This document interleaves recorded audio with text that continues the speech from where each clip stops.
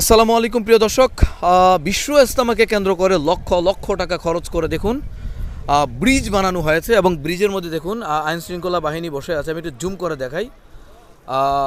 বিশ্ব ইজতেমার নিরাপত্তার জন্য অসংখ্য নিরাপত্তা বাহিনী তারা এখানে বসে আছে। আমি আপনাদেরকে ঘুরে ঘুরে বিশ্ব ইজতেমাটা দেখানোর চেষ্টা করছি।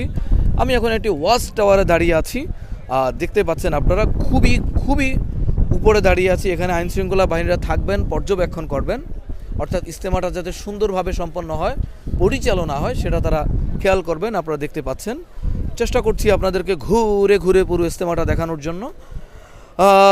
আপনারা যারা পারেন অবশ্যই আশেপাশে যারা আছেন ইজতেমা চলে আসবেন, যারা আসতে পারছেন না তাদের জন্যই মূলত ভিডিওগুলো।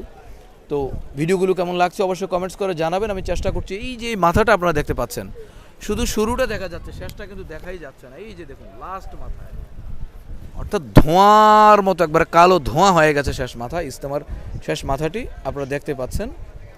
আর দাঁড়িয়ে আছে ওয়াচ টাওয়ারে, আর যারা জরুরত হাজত আছে তারা এখানে সেরে নিচ্ছেন। তো ইজতেমার এই ছিল আপডেট। কেমন লাগছে আপনাদের অবশ্যই জানাবেন, লাইক কমেন্ট শেয়ার করবেন, আপনার মূল্যবান মতামত জানাবেন। এবং ইজতেমা যারা এসেছেন এবং যারা আসতে পারেনি, আল্লাহ পাক যেন আমাদের সবাইকে কবুল আর মঞ্জুর করেন। আল্লাহুম্মা আমিন। আসসালামু আলাইকুম।